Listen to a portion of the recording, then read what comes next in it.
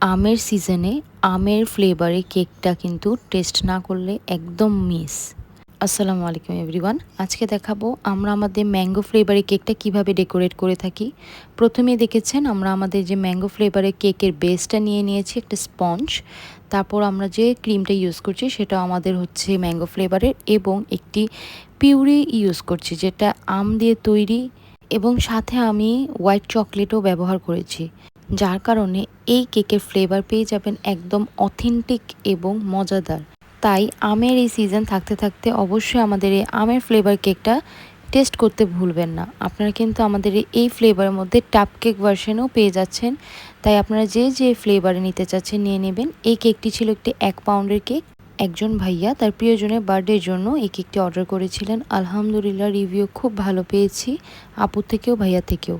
কথা বলতে বলতে কেকের পুরো ফিনিশিং নিয়ে এসে পড়েছি এবং কেকের শুধুমাত্র প্যালেট নাইফের কিছু কাজ ছিল আর উপর একটি লেখা ছিল। কেকটা দেখতে ইজি হলেও কেকটি কিন্তু কাজ খুব বেশি ছিল, যার কারণে সময় বেশি লেগেছে। Thanks for watching.